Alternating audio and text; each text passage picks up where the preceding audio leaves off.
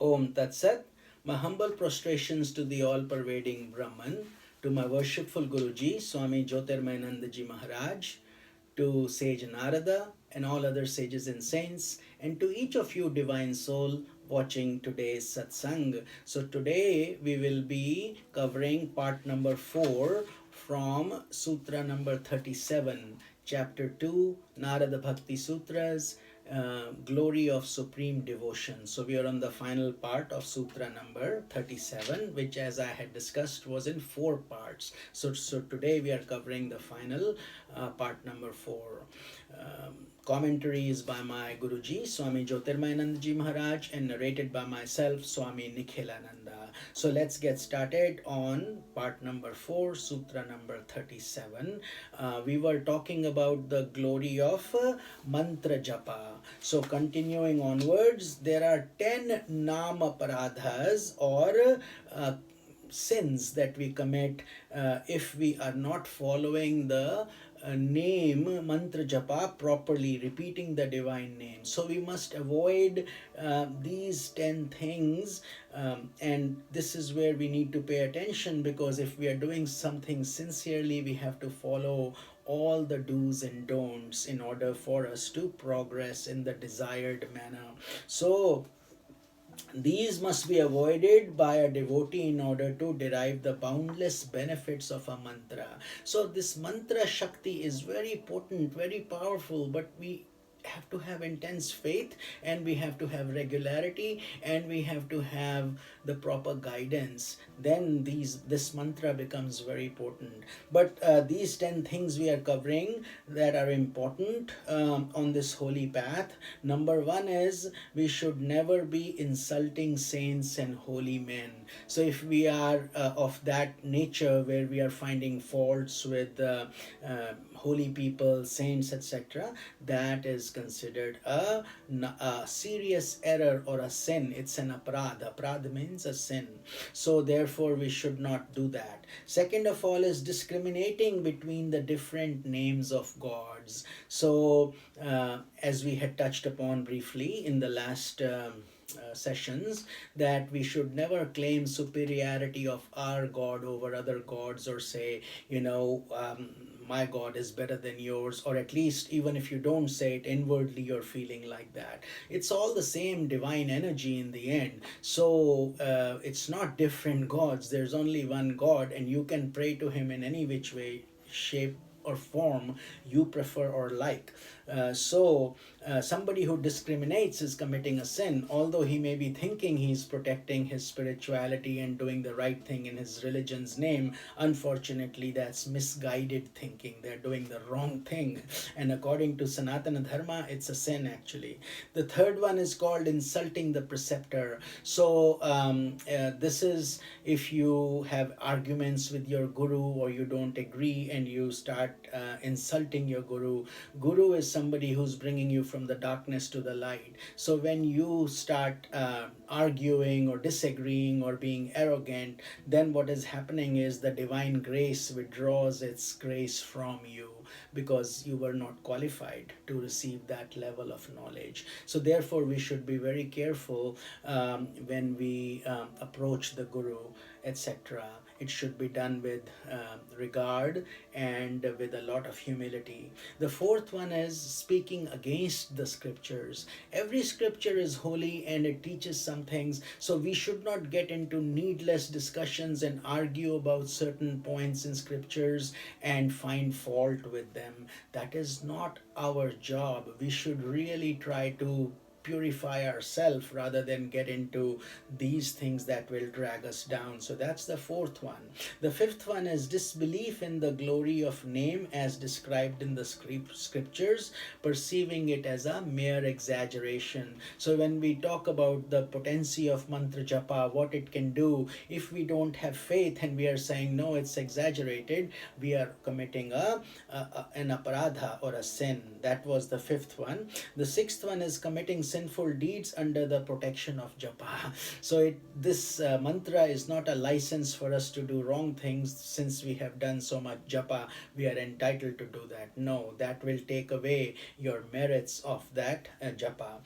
Number 7 is considering the merit of japa equivalent to the merit of such virtuous deeds such as charity, austerity, fasting, and other religious practices, etc. So these are basically just for worldly material gains or for heaven, etc. So just thinking that japa is at par with these practices, he is committing an aparadh or a serious error. For while these practices lead to transient heavenly realms, so when we do charity, we do other things, we do fasting, etc., that does not give us liberation. It just gives us an elevated status. Whereas japa, it leads to us to the freedom of the cycle of life and death. We can get mukti, nirvana, so self-realization, all those things this japa has the potential of doing.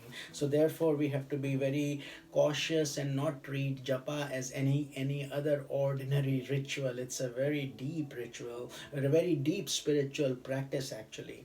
Number 8 is giving the mantra or expounding its secrets to the undeserving or those endowed with demoniac qualities. So it's very important, especially in Sanatan Dharma and in any place actually, it is considered you need the proper qualification.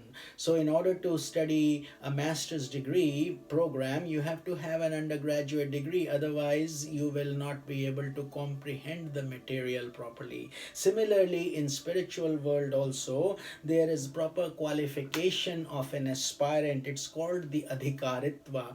What is the level? So if it is somebody who is totally non-spiritual, who is doing all kinds of wrong things, who doesn't respect the religion or the mantra or all that, and then we try to feed into him all these things, he's just not qualified at this point. Maybe at some point he will be, but right now he is not at that stage. So therefore giving the secrets of the mantra, the guru, how we should do this, that, then that means his qualification is not there, and when we do this level, then we are also committing an aparadh or a sin against the mantra japas. In other words, it should only be given to qualified people, people who respect it, who know how to treat it, who will value it.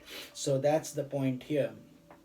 And number 9 is non-acceptance of the divine name in spite of studying the scriptures and listening to its glories. So basically, after knowing everything, we basically don't agree with the philosophy itself of the mantra japa and its benefits, etc., even after we have heard it from the scriptures and heard it from the guru and so on.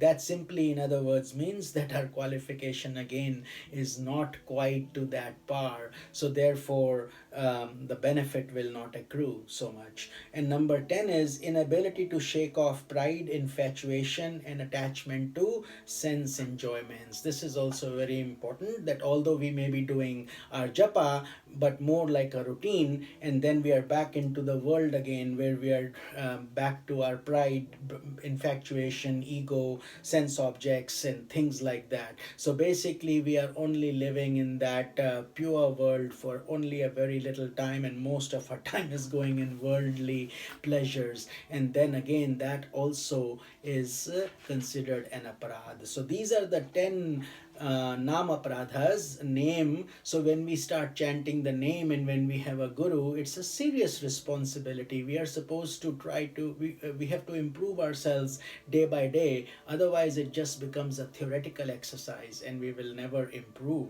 So just as a medicine becomes more potent when a patient follows dietary restrictions prescribed by a doctor, japa becomes highly effective when these 10 errors are avoided by a devotee. So with Guru's compassion, sage Narada's grace, they're giving us all the ingredients that we need to become wholly pure, wholly improved, and a more serious spiritual aspirant, because without that we will not make much progress. Thus, by regular and dedicated practice of japa and by avoiding these errors, a devotee can make great strides in reaching his goal of spiritual freedom. And all that's our end goal. We all want spiritual freedom, we all want para bhakti, and that once that's achieved, then your world as well as the afterworld, both of them become nectarine, blissful, joyful, happy, pleasurable, all kind of blissful moments come, and then adversities and prosperities don't bother you so much. You're in your own spiritual nirvana or heaven. That is the benefits of these things for those who are seriously pursuing this path. This is Swami Nekhalananda. So we have concluded all 4 parts of Sutra number 37, and we will start Sutra number 38 tomorrow. This is Swami Nekhalananda. Om Tat Sat.